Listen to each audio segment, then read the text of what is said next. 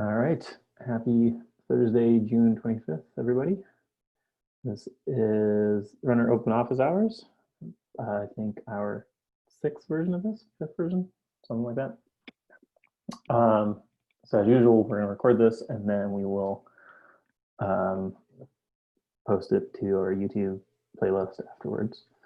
And the intent here is really just to help anyone make any contributions they want to the runner, whether that's a brand new contribution that hasn't been made, if they have questions about something they're thinking about, or just some review or questions like that. So we've got myself, Elliot, the engineering manager for the runner team, Steve, Pedro, and Georgi, three of the engineers, Darren Eastman is our product manager, and Ray from our community relations team.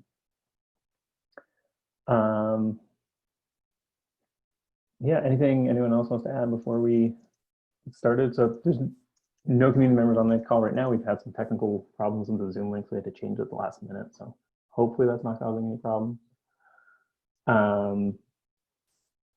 But if no one comes on and has any questions, we'll just kind of do some live reviews of a few already submitted MRs.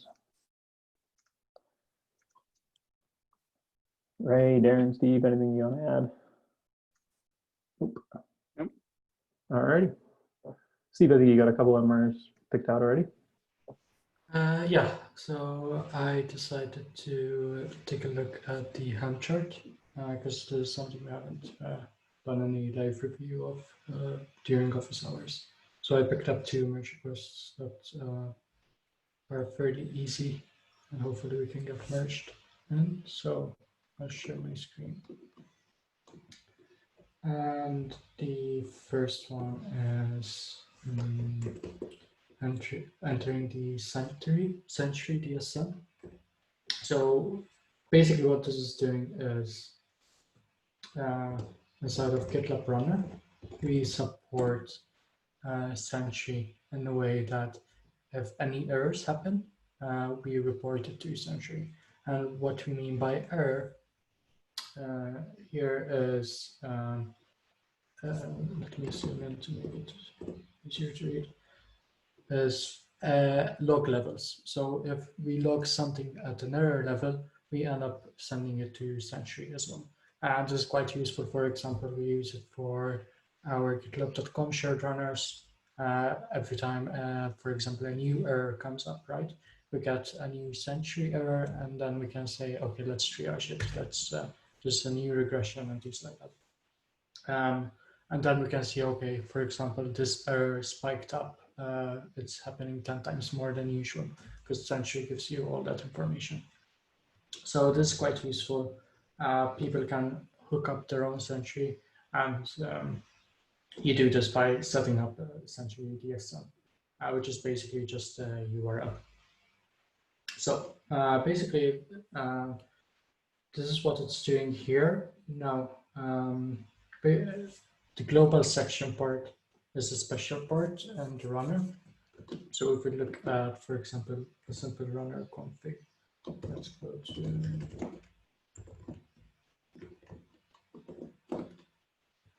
when we say the global part, we mean this part here. And then here we have each registered runner. So at our end result, our Helm chart basically will generate this one, Sentry DSM equals blah.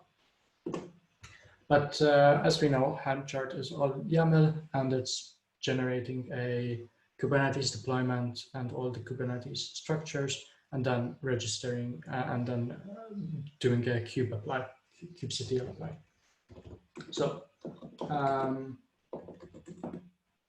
if we go to the charts and so let's take a look at the changes first. So this is adding a new field in the values.yaml file. Anyone not familiar with the Helm chart? The values.yaml file is our configuration file for the Helm chart. So everything that is configurable for the Helm chart, for the GitLab Runner Helm chart is here. So for example, if you want to change what image you use, if you want to change, for example, the number of concurrent jobs that it can run, and things like that. So just adding a new key called center.dsn, that is fine.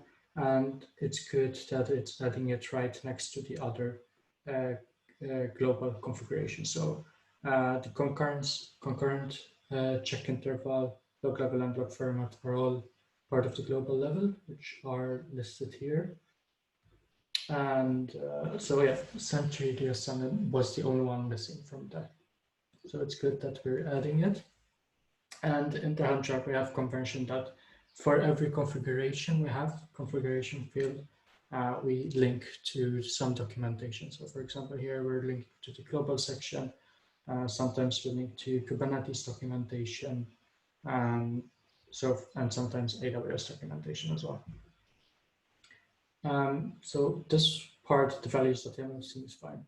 Now, the global configuration part is stored inside of a config map called config.toml.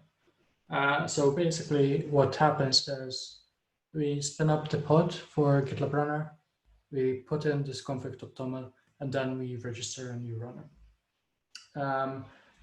The global configuration will not be overwritten, even if it already exists. You cannot overwrite the global configuration. That's why it works this way. That's why we do it this way. And here it's basically adding one more thing to the global configuration. So if center.dsn is defined, let's define it here.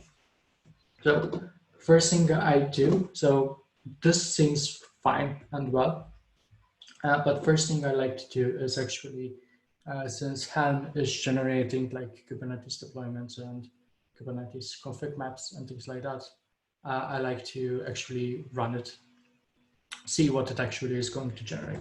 So we do Helm template, where since I'm inside the charts repository, I'm running Helm template, local directory, and I'm directing the output inside of them, so I can look at it. And if we search for Sentry, no, and that is because it is empty. So let's open up the values.yml. So like that, we already validated that if it's empty, it's not added. So if we search for Sentry, am I not in the right branch? Yes, sorry about that. So this is merge request 240.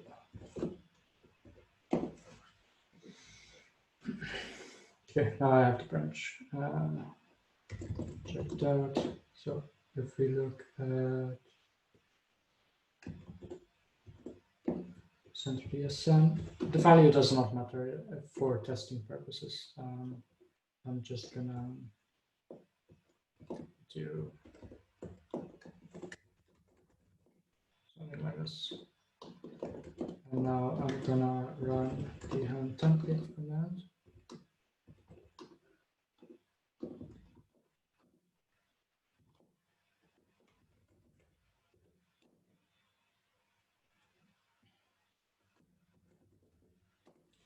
And we can see that it actually populated it, but for some reason it is empty.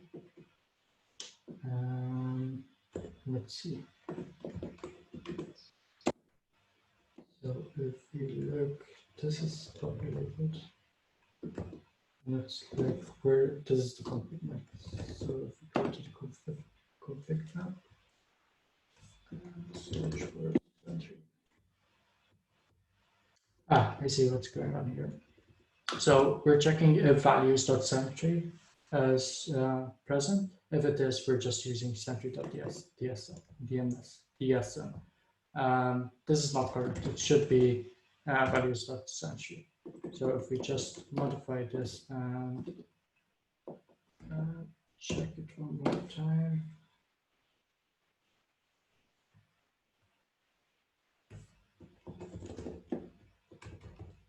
This is correct now. Now that we generated correct kubeconfig, let's just update updated values.yaml file.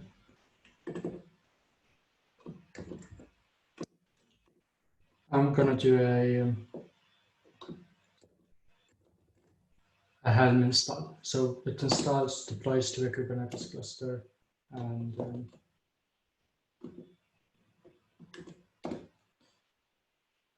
yeah, and we validate that the config.toml file is generated correctly. So if we added the values.yaml file, I'm gonna give it a GitLab URL for a local JDK instance.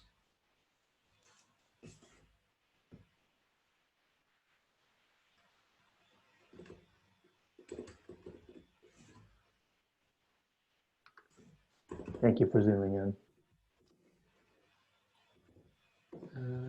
No, one URL.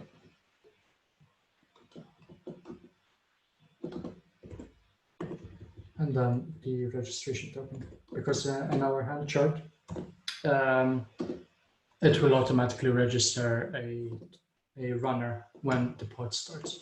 You can not have it not register a runner and use an existing runner. To define this, you can define it in the runner token.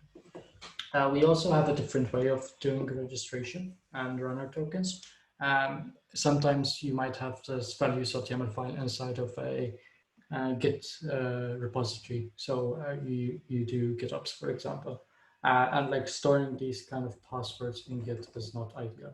So we do support specifying these inside of Kubernetes secrets, but that's another discussion. It's all documented in our Kubernetes installation docs. So if you're interested in that, you can find it there. So we updated the GitLab URL, the registration token, and we added the Sentry DSM here. So what we expect from this is that it's gonna generate the config.toml file, and it's gonna define the Sentry DSM here.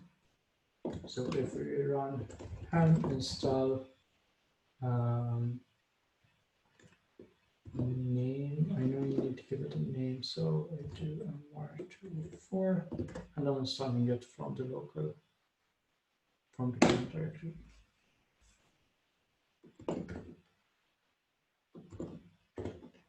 So if we do, so here we can see that our pod is starting up. Let's give it a second. This automatically refreshes every 2 seconds.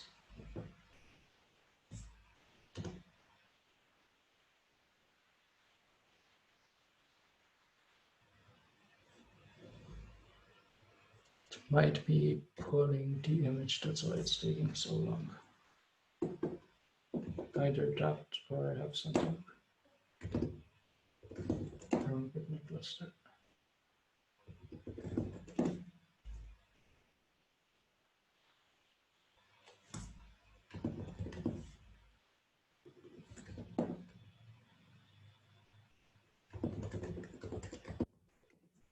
Let's run a describe to see what is going on.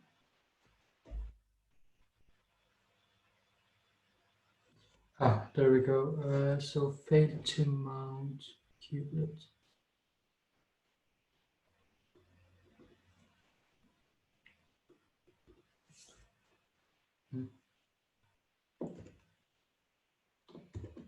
Let's see.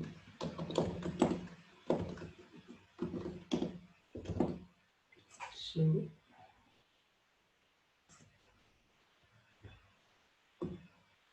we do helm list,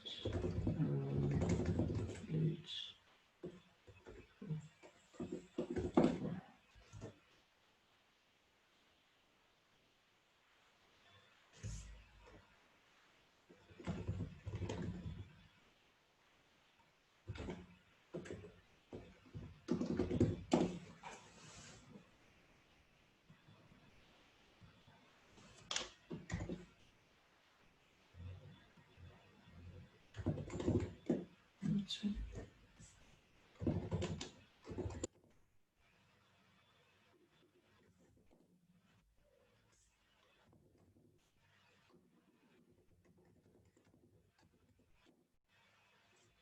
It seems to have started now. I'm not sure what command. Yeah, now it's running. I'm not sure what I did wrong. So if we exec inside of that pod and we run, so by default, our Helm chart runs GitLab-runner as non-sudo. So not as root, but as a GitLab-runner user. So if we run mine, I'm under the gitlab-runner user. So knowing that the config.toml file by default goes to our home directory. So home and a hidden file, gitlab-runner, and then config.toml. And if we just cut it, we can see there's all the configuration that is generated by our Helm chart. So we can see that Sentry.dsn was updated properly and everything else is correct. So the only thing that we need to change from this merge request is have values of the SM. So,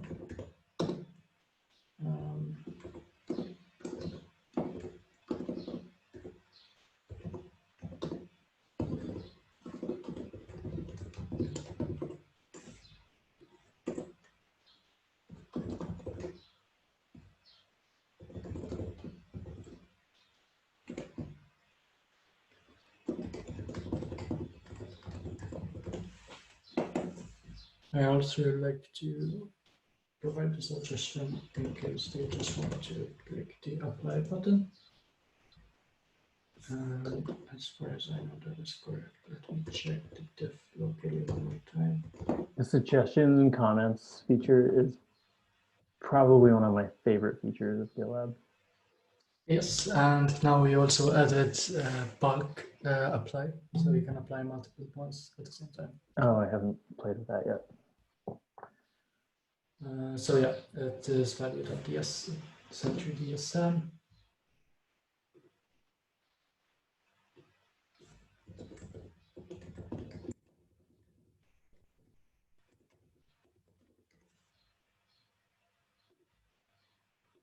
And since that's the only thing I'm gonna comment directly and thank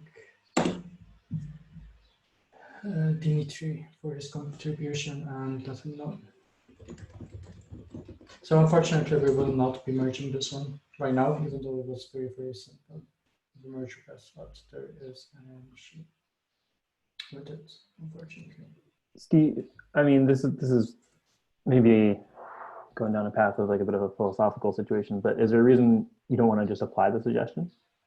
Yes, so I can apply the suggestion. You cannot apply this. What?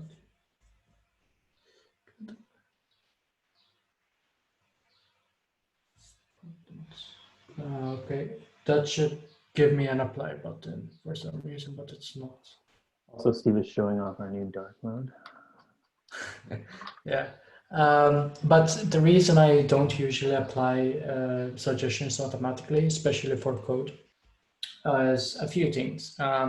This is a community contribution, so it's clear to me that the user wanted to fix something on his own time. So if I just fix something up, mess with his code, with their code, sorry, it might not feel like it's a nice thing, like overstepping on their work. So I always allow users to fix their own mistakes or improve their own code with my suggestions, but it's mostly as is. If you're out of time or you don't want to spend time, just let me know and I'll fix it up myself. That's mostly for community contributions. For other internal reviews, that's another discussion. Me personally, I don't like using the apply suggestion because it generates a bunch of commits, and then you have to remember to squash the commits when you merge, and it ends up messing the Git history as well. And if for some people, it annoys them as well because then remote and local are are no longer in sync, and also sometimes some people end up signing commits and applied suggestions are not signed commits. So that's the whole kind of forms basically. But for community contributions, I like to give suggestions for them to be clear what the diff needs to be. But it's up to them if they want to click the apply or just push it from Git. Just give them an option to actually fix their code so then we can merge it.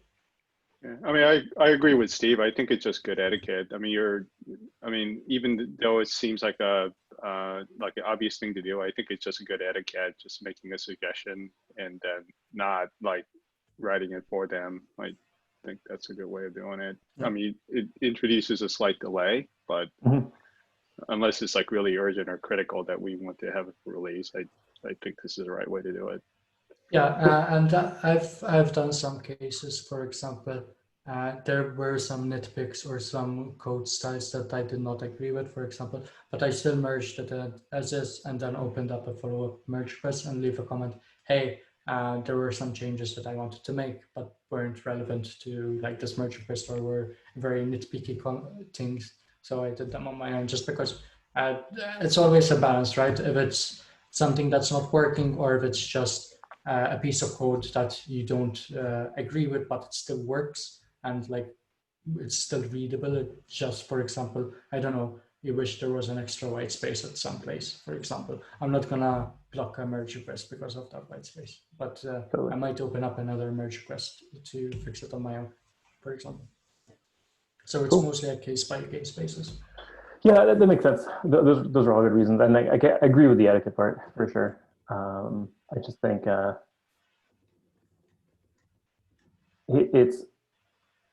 it's really easy for people to, I think, to interpret it either way. Like when you see this, so like if I was the contributor in this, I could, depending on how I feel about it, I could see it going either way and being like, oh, come on, like why don't you just do that yourself? Or at the same time, like, yeah, if I'm signing or if there's like a sense of ownership. And so I was just curious and wanted to see yourself. And I've seen you go through that process when it's more of a gray area or it's an urgent fix. And so and like for this one, for example, since it's such a small change, I always let the user let me know if you want me to fix it myself, and then we can merge it.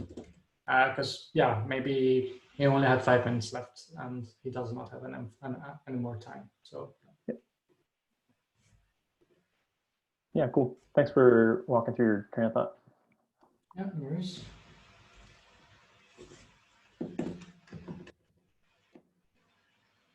And I like to assign myself, since I'm the reviewer, and the author, since he has to take action on it, just so I know, like when I'm skimming through my merge requests, I know if I need to take action or someone else needs to take action. So yeah, that's it. I usually look at any labels we have, so this is correct. I'm preemptively assigning a milestone just because it's a small change. I expect it not to take any longer than 13.2 development thing. So that should be it. And I also like to resolve any threads that we discussed before. So this seems to be done. Unless Pedro or Georgie has any other questions they wanted to add.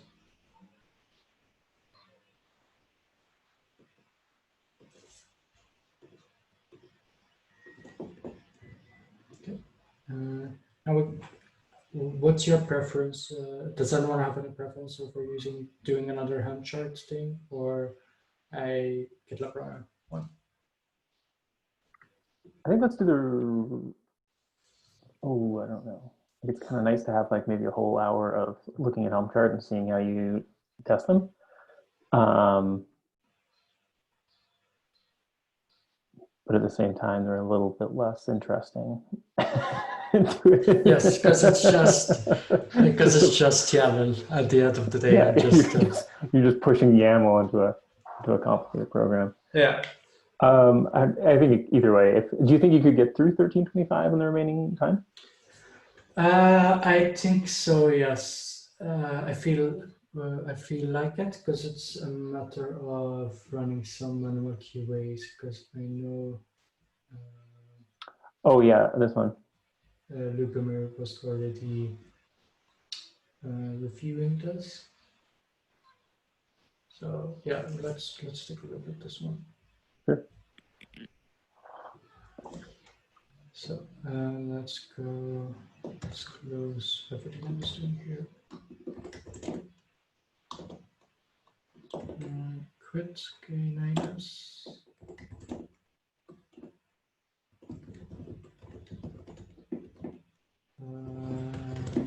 And let's delete my deployment and delete. We go to the runner. Oops.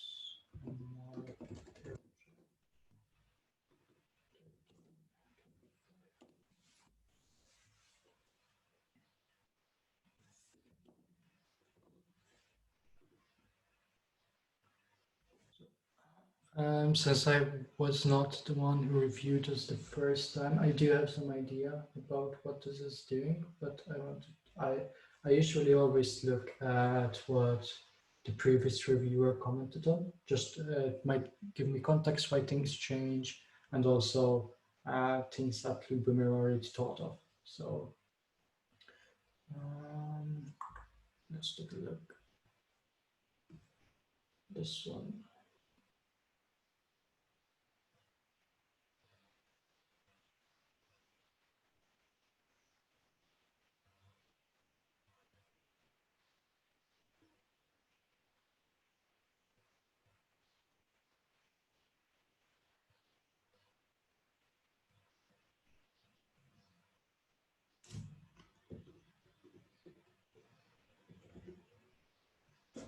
So weird issues like this one always requires a ton of research why things are happening that way. And I've already done this on my own time, so I don't want to bore you here, but this seems to be solved. So let's go to the next solve. Thread that is fine. So let's take a look at the code. So I love that there's more tests than the actual diff. That's always nice to see. So let's look at the tests first. Half the diff is a comment too.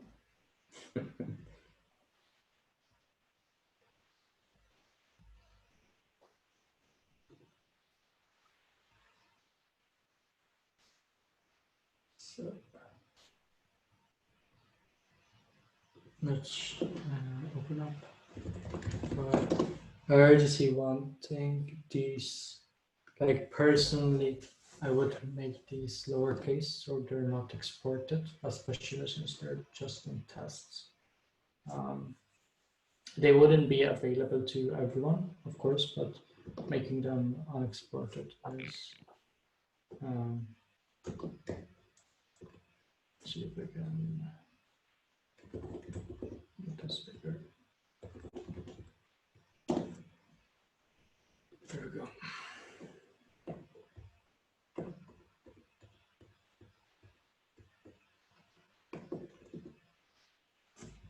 So let's go to this plan.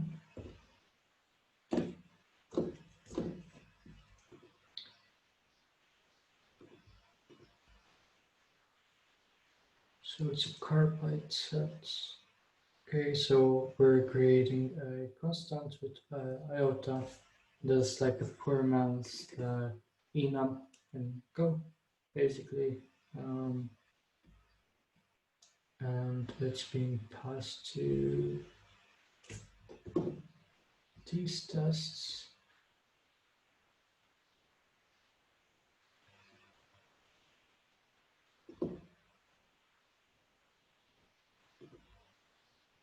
Let's multiply it, it passes a specific thing. And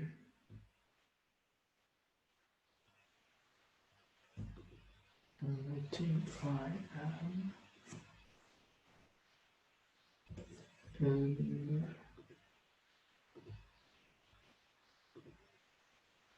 I'm in Windows mode. Let's go to see if Doran has the package.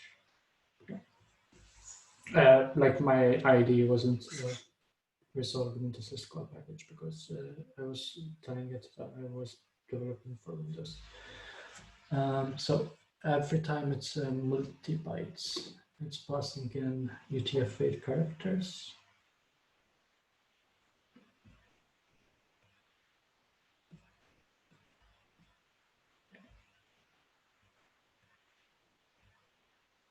So let's start with bit.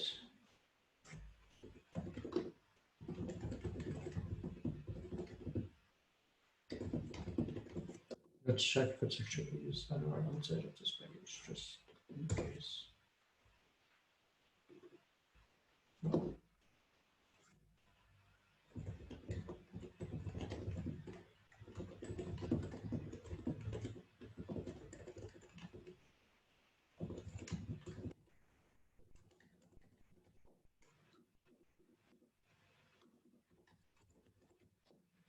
For anyone not familiar with Go, if it starts with lowercase, it means that it's a private variable or method. If it starts with uppercase, it means it's a public method.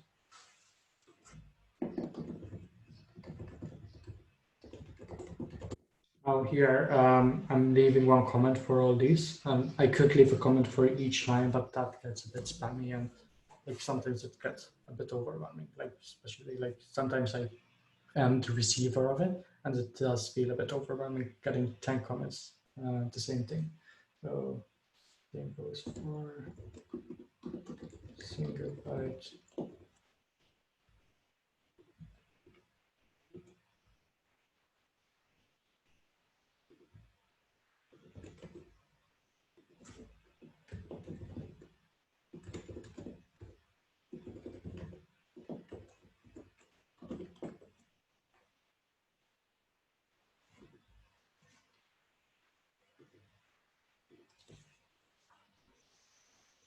So let's go to the first method to create test file.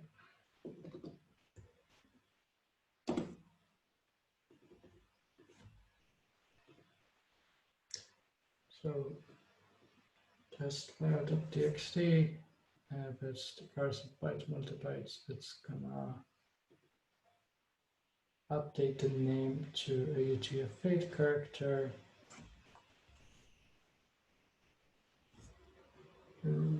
IO write file, it's gonna write to a file, especially, and return to me. So let's see where this is being used. Test zip create. So, okay. So this is creating a bunch of, okay, now I understand what multibytes is doing. Okay. So basically, test zip create is just generating a bunch of paths, right? So for example, a symlink file, and we're creating a symlink file that is, like, for example, new symlink and a multibyte one, which is a UTF-8 character, right? This one, for example. So it's doing a bunch of those. So let's look at the diff one more time. So here it's applying the name and writing the file. Before it was just returning test.txt. But now it's also writing the file here. Before it was not writing that. So let's take a look. We'll look at why it's doing that. So then it's doing the same thing here.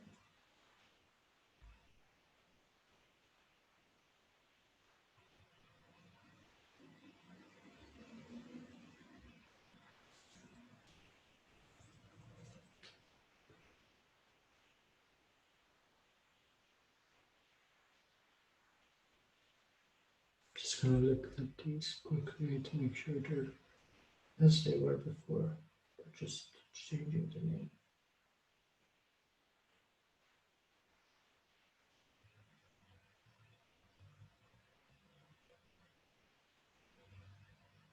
Okay, so this is checking that the Git directory exists. It does not.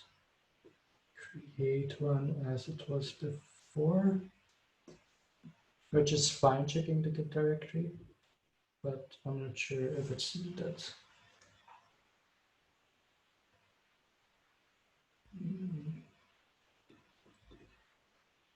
And then before it used to return this .5 here, and if it's multiplied, takes it and it used to write it. That's fine. So everything seems fine. The only questions I have is here. So I'm gonna leave this here. Sometimes I do leave a question and like remove it before I submit my review. It's mostly more of a mental note that I should look at this.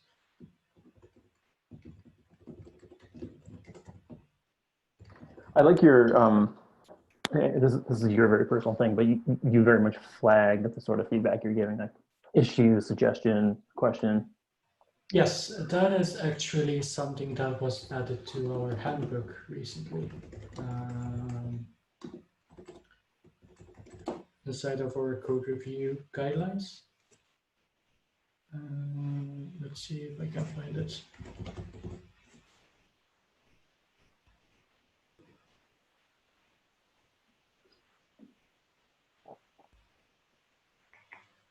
I'm not sure if I can find it.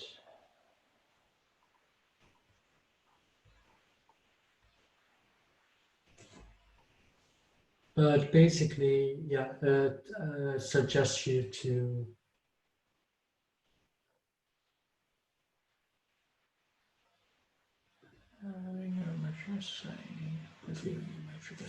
it's called conventional comment format. And it's this one. It's a good article. Basically, suggests before you're trying to make your comment a bit machine readable, right?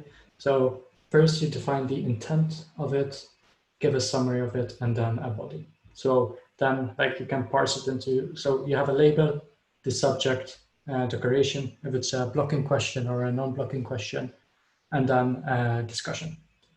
These are like praise, for example, if you want to say, hey, you did a really good job of adding tests, for example, so you add praise. If it's a nitpick, if it's a suggestion, if there's an issue, for example, for the center DSM, we added issue because there's an actual issue happening.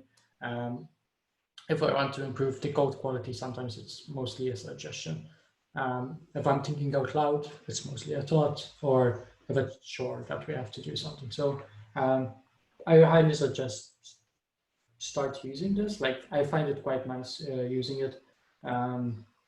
And I also have some little shortcuts to automatically expand.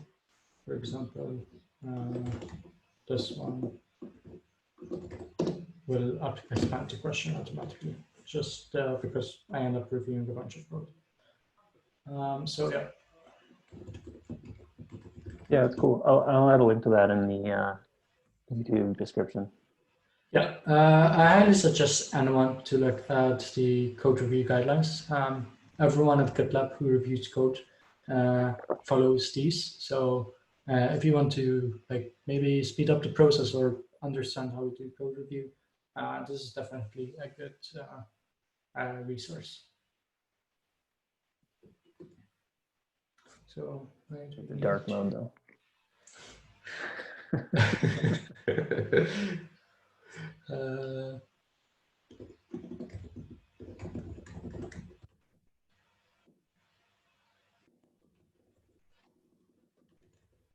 One thing that comes to mind is why do we need to check the file? Is it because the file already exists? And is it because it's not being cleaned up at the end of the tests?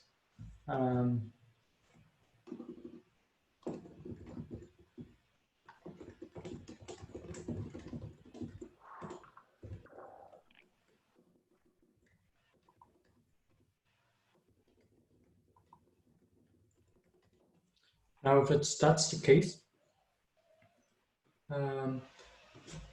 we will not do it part of this merge request. I mean, cleaning the files were already being written in master branch.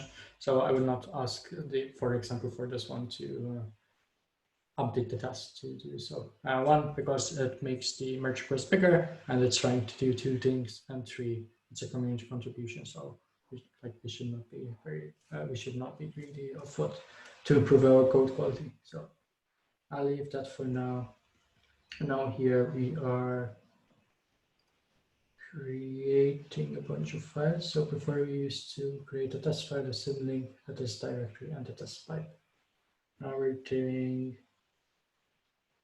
say 1, 2, 3, 4, 1, 2, 3, 4 for single bytes and multiple bytes. And then we're checking that the file is 6, because now we're generating 6 files. That makes sense. And now we're checking that file archive3 is this one. And that's correct. Okay. So one thing I see as, for example, we're using strings, right? So here is probably just copy pasted from this one. So it would be nice if these either are strings or are constants, sorry. So we only have one reference, especially since it's C2F8 and like old runner team does not, are all English speakers. They don't use these characters, so it's not really familiar with us. So one thing we can do before giving the suggestion, I think we can improve it like this. So since paths here have the name, we can try and use the paths like so. So paths. So expect the. I don't think it's the third one. 1, 2, 3, 4. So this one is, where is this one being used?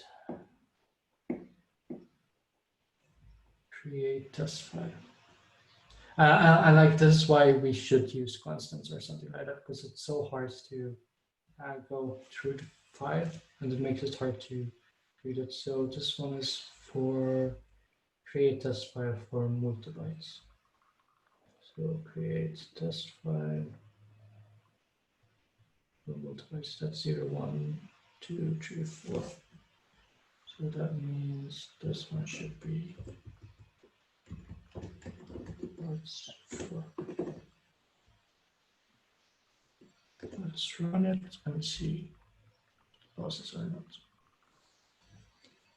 Okay, seems to pass. Let me make sure.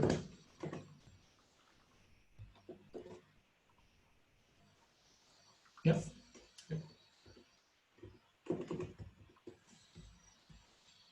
So here we're not like using these characters here. So just parts 5, I imagine. Wonderful. And this is parts 6.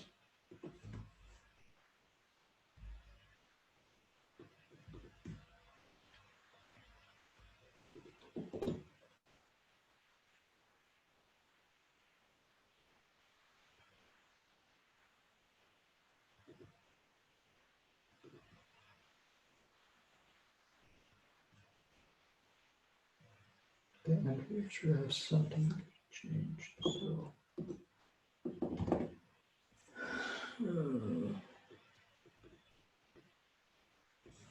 this one expects. I'm guessing that's because it's a directory and there's the forward slash.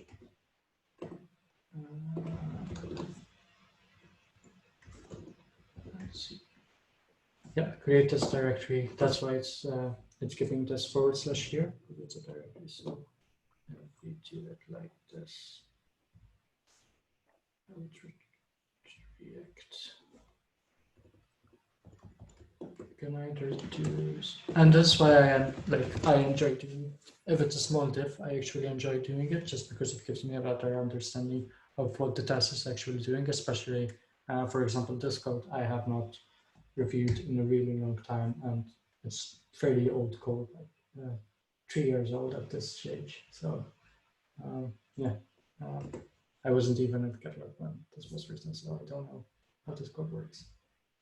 And so for me to help me understand what is going on, sometimes I end up changing the user's code and try to improve it. And that's why sometimes the review takes such a long time, just because I'm not familiar with the code base. That's a good So point.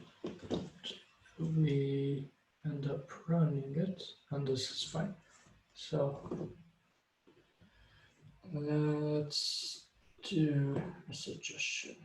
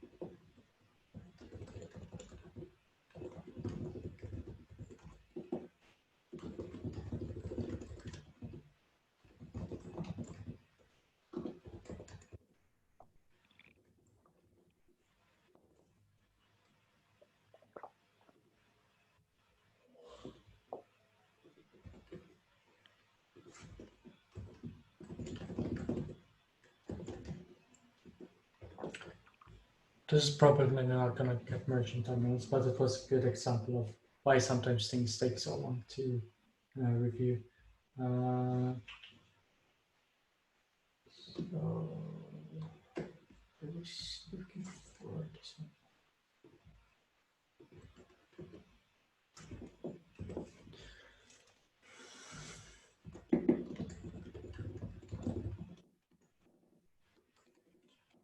I also enjoy giving them the diff. So if they want, they can just do a git apply. And it's also, if I'm not very clear what I mean, code speaks is a lot more clear. So I don't think we should duplicate the path values here.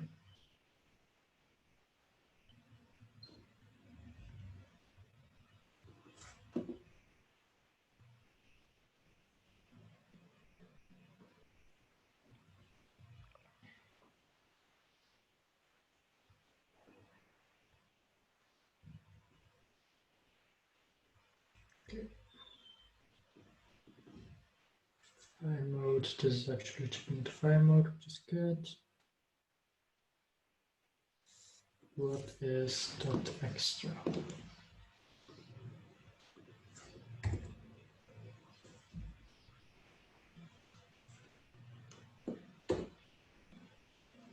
That is from the zip package.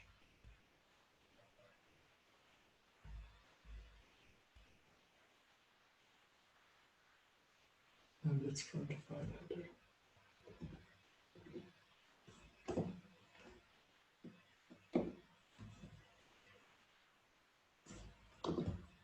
I'm mostly curious what it is and why we're checking it, so I'm just going to do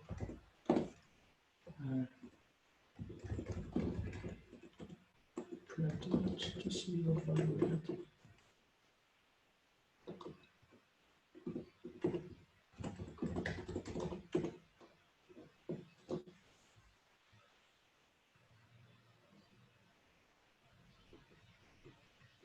It's a bunch of bytes, which is expected.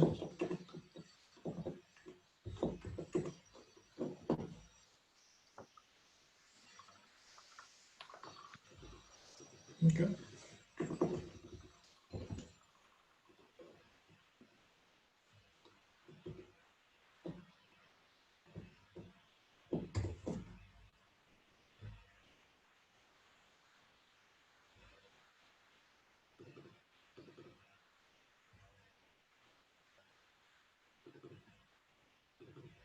Okay, so we are actually using it so process zip extra.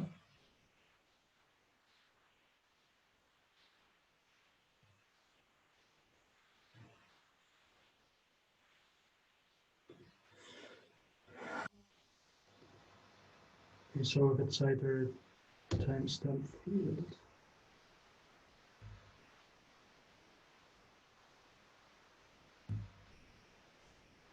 Okay, so it's extra metadata for the file.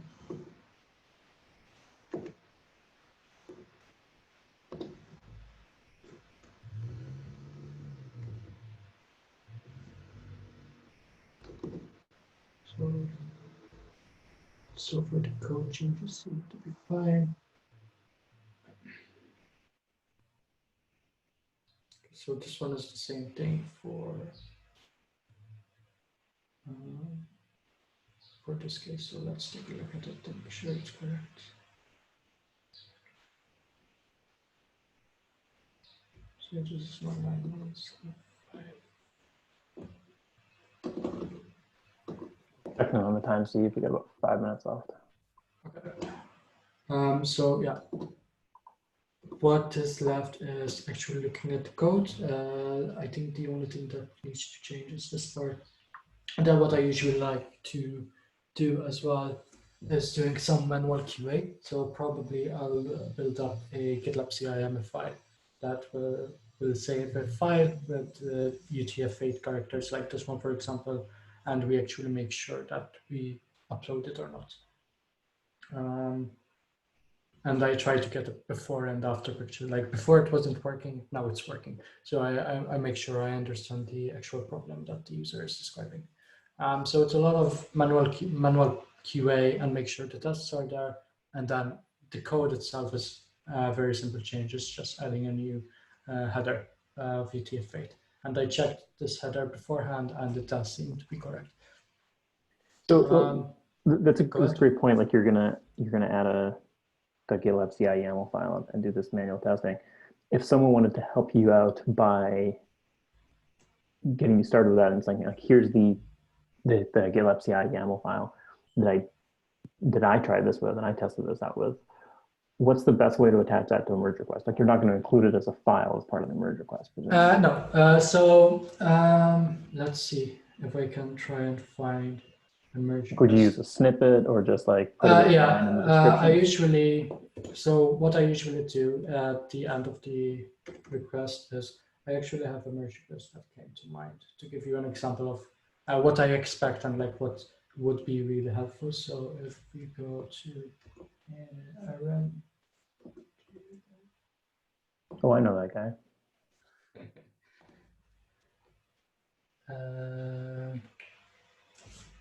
So for example, this one.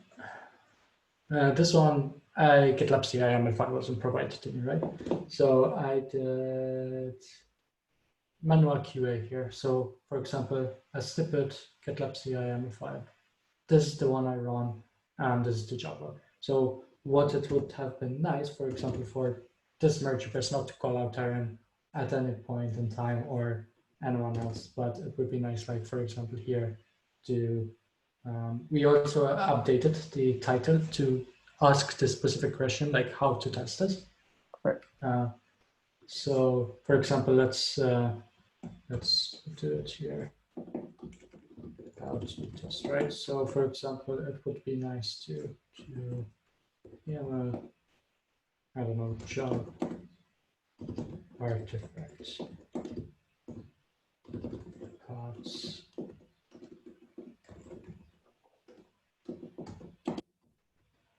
And whatever, right? And then just a small description, for example, running this job should upload the file, for example, right? And even that just gives me a section to just copy paste, go to my local GTK, update my GitLab CI YAML file and run it to actually test it out. So having like single copy paste command or like some steps on how to test it, it's always helpful, especially on strange issues like this. That's something not very common. Cool. And you're replying those with probably GitLab-runner exec. Like you're not making like a. No, I Independent? enjoy actually going into a Git project locally. So I have one project called Playground on my local GTK, and if it loads,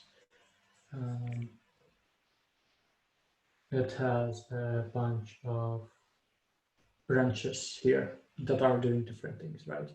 So for example, if I want to test something about artifacts, I have one called artifacts. And this one is just uploading some artifacts. So I like to do a full end-to-end test, like with, for example, and it's also helpful because GitLab-runner exec runs locally. But for example, if I want to test with Kubernetes or with Docker or something like that, I can do that. And it gives me a better understanding of the full flow of a user, because sometimes sometimes certain logs are not printed in Docker exec, so and GitLab-runner exec, sorry. So this gives me a better view of what the actual user is gonna run through. So yeah. I think we're at time, so I'm sorry we didn't end up finishing it, but yeah. That's all right. You'll probably finish it tomorrow, knowing you. Yep. I actually appreciate this contributors sticking with us for about a year or over a year. Oh yeah, for sure. For sure. Thank you so much, whoever you are. I mean, I know we took a really, really long time to get to this. Yeah, we're still kind of trying to grind through that backlog we've built up over the years. Cool. Okay. Ray, anything else you wanted to mention? No, I think we're good. So, all righty. Well, thanks everyone. Thanks a lot, Steve. Yep. And I'll post this to YouTube as soon as it's done processing. Yep. Cool. Thanks, Steve.